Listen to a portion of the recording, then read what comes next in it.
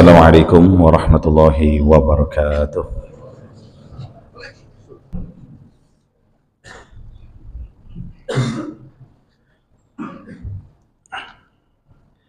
Innal hamdalillah nahmaduhu wa nasta'inuhu wa nastaghfiruh wa na'udzu billahi min shururi anfusina wa min sayyiati a'malina.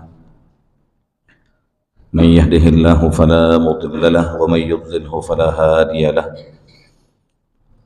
أشهد أن لا إله إلا الله وحده لا شريك له وأشهد أن محمدا عبده ورسوله. اللهم صل وسلم وبارك وتحنن وتفضل وتكرم على المبعوث رحمة للعالمين نبينا محمد وعلى آله وأصحابه ومن تبع سنته والجماعة من يومنا هذا إلى يوم الدين. سبحانك لا علم لنا إلا ما علمتنا إنك أنت العليم الحكيم. ربنا آتنا من لدنك رحمة وهيئ لنا من أمرنا رشدا. أما بعد فيا عباد الله أوصيكم ونفسي بتقوى الله فقد فاز المتقون. يقول القرآن أعوذ بالله من الشيطان الرجيم يا أيها الذين آمنوا اتقوا الله حق تقاته ولا تموتن إلا وأنتم مسلمون. الآية صدق الله العظيم. Ma'asyiral muslimin, sidang Jumat yang berbahagia, yang saya hormati dan dimuliakan Allah, dengan mengucapkan alhamdulillah, segala puji bagi Allah atas limpahan karunia, nikmat, taufik dan hidayah yang Allah masih izinkan kita di siang yang berbahagia ini dalam keadaan menjadi seorang mukmin yang setia kepada Allah, memaksimalkan dan terus Allah bimbing dan terus Allah tawarkan peluang-peluang dan kesempatan untuk terus mendekatkan diri kita kepada Allah Subhanahu wa Ta'ala. Dimulai dari terus Allah tawarkan dari bisikan-bisikan yang paling terkecil yang mungkin itu berangkat dan keluar dari ajakan dari di sekeliling kita. Mungkin itu dari istri kita atau mungkin dari anak kita. Pada hakikatnya peluang dan kesempatan ini Allah terus tawarkan kepada kita agar maksimal catatan amaliyah yang kita akan bawa pulang sebagai bentuk bekal kita menghadap Allah Subhanahu wa Ta'ala.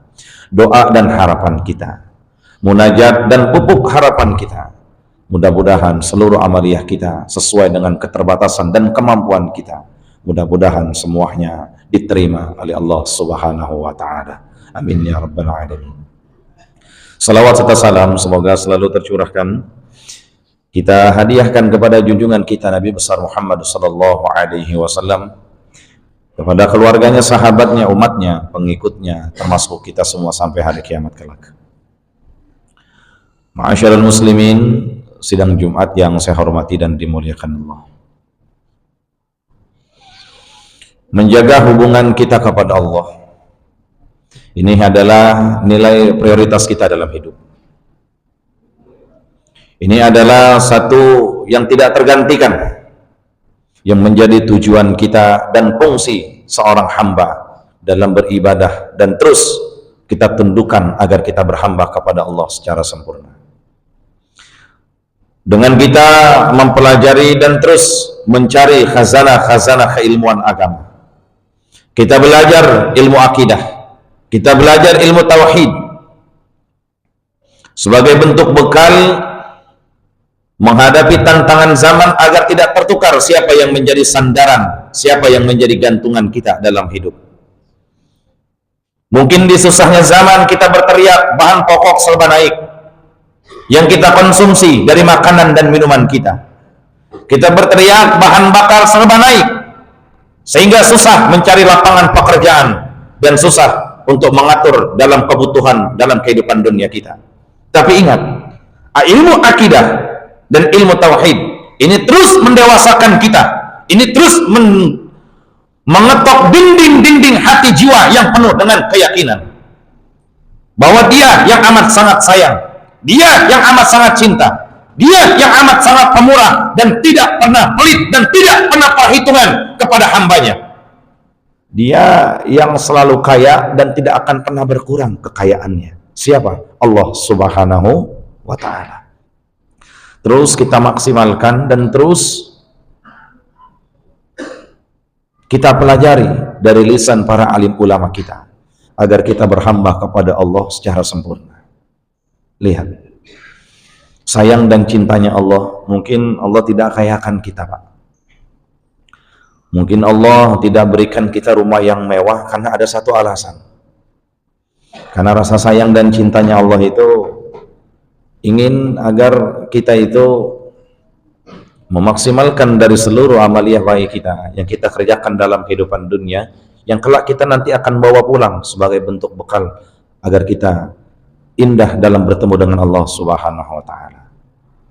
Terus ini kita tingkatkan karena ini menyangkut hubungan kita kepada Allah.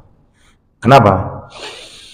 Kita pelajari ilmu, ini merupakan satu daripada kewajiban kita, seorang muslim laki-laki dan perempuan.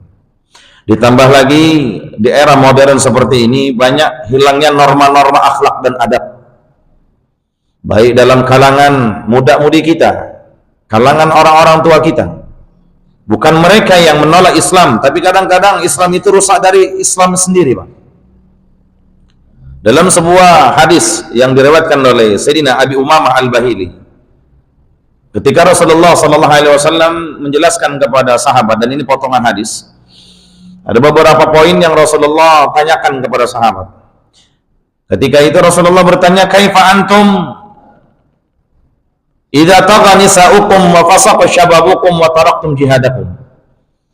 Bagaimana kondisi kalian jikalau nanti, kapan? Di satu saat, di satu waktu, banyak di antara perempuan-perempuan kalian, anak-anak kalian, putri-putri kalian itu menjadi perusak moral di tengah masyarakat. Wa fasaqa syababukum, dan banyaknya muda-mudi yang sudah hilang, bobrok nilai-nilai akhlak dari syariat yang Allah sempurnakan di pundak Nabi besar kita Muhammad sallallahu alaihi wasallam. Dan dampak dari itu semua, kemudian Rasulullah bertanya, wa kaifa antum idza ra'aitumul ma'rufa munkara wal munkara ma'rufa? Jadi Islam kita itu kelak nanti, kapan? Di satu saat, di satu waktu, di akhir zaman. Itu apa kata Rasulullah? Itu banyak orang Islam memandang yang baik yang datangnya dari Allah, yang disampaikan Rasulullah, yang disampaikan dan diperjuangkan dan terus disuarakan dari lisan ulama-ulama kita, itu apa? Sesuatu yang baik, yang akhlak, yang adab, yang menjaga norma-norma nilai-nilai kemanusiaan, itu banyak dibenci, banyak diasingkan, Pak. Ini sesuai daripada hadis sahih yang diriwayatkan lima akhrajahu al-Imam al-Bukhari, bada'a Islamu ghariban wa sayaudu ghariban kama bada'a. Islam itu dulu aneh, Pak. Asing, banyak yang enggak nerima. Dan kelak nanti di akhir zaman Islam itu dianggap aneh lagi, Pak. Dianggap asing dan banyak tidak diterima. Ajaran yang diajarkan Allah dari nilai-nilai akhlak, dari nilai-nilai syariah. Orang di zaman sekarang itu nggak sabar dengan susah, nggak sabar dengan ujian, sehingga potong kompas, ambil jalan pintas, menghalalkan segala cara. Sudahlah, yang penting saya terkenal, yang penting saya kaya, yang penting saya mendapatkan posisi yang saya inginkan. Nggak peduli caranya, walaupun harus berbuat zalim kepada tetangga saya, walaupun harus berbuat curang kepada dagangan saya, walaupun harus menyingkirkan kehormatan keluarga saya, walaupun harus menjual aurat dari putri-putri saya, walaupun itu di sisi lain adalah akhlak, nilai kewajiban dari seorang muslim, laki-laki ataupun perempuan. Kemudian ditanya oleh sahabat, wa inna dzalika lakainan ya Rasulullah, apakah kelak nanti ujian dan cobaan itu akan datang dan benar-benar terjadi ya Rasulullah? Apa kata Rasulullah? Na'am, wa asyaddu minhu sayakun. Bahkan yang lebih parah dari itu nanti akan bisa terjadi dan Allah akan berikan sebagai bentuk fitnah dan cobaan. Kemudian apa yang lebih parah ya Rasulullah?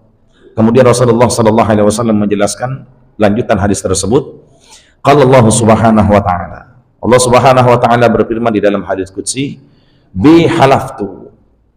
Demi kekuasaan, demi keagunganku aku bersumpah. La atihanna fitnatan lahum yasiru al-halimu fiha hayran. Ujian yang Allah berikan yang lebih dahsyat dari sebuah fitnah dan cobaan yang Allah akan berikan kepada umat akhir zaman, itu saat orang yang bijak, dia yang salat, dia yang kenal masjid, dia yang bangun malam melaksanakan salat qiyamul lail, kemudian istighfar, berlinang air mata karena ingin kembali kepada Allah. Dia yang kenal masjid, dia yang rajin sedekah, dia yang rajin menuntut ilmu. Apa? Hatta yasiru al-halimu fiha hayran. Fitnah yang paling kejam, cobaan yang Allah akan berikan itu saat orang yang bijak saja sudah mulai bingung menentukan arah. Kemana dia harus menentukan kebenaran? Lihat Pak.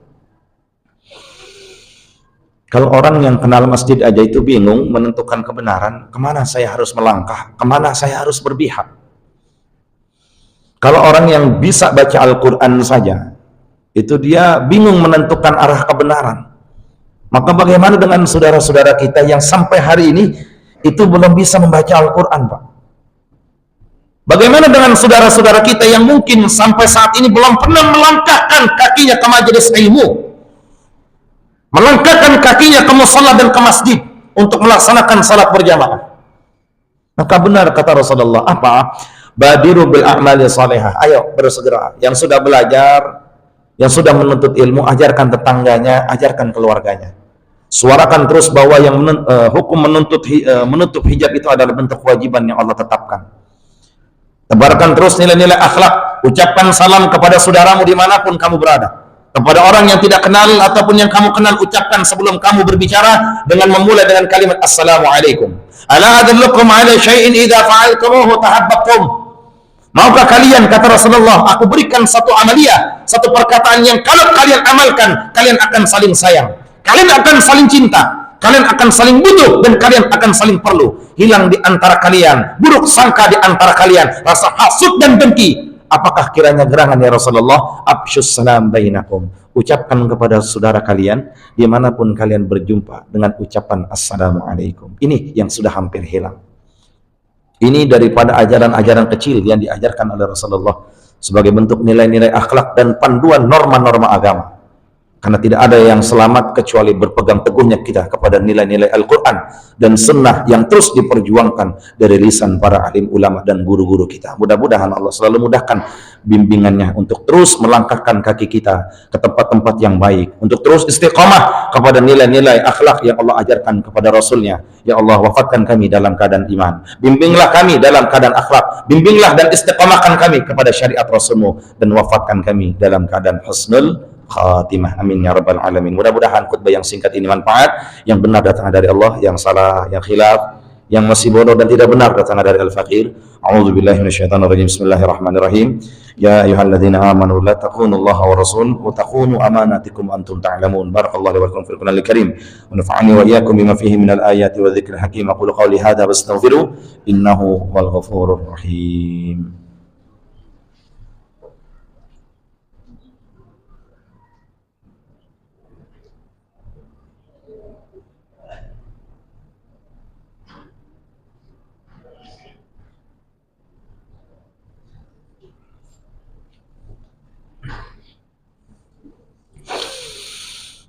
Alhamdulillah bini'matihi tatimmu shalihat alladzi hadana lihada wa ma kunna linahtadiya laula an hadanallah.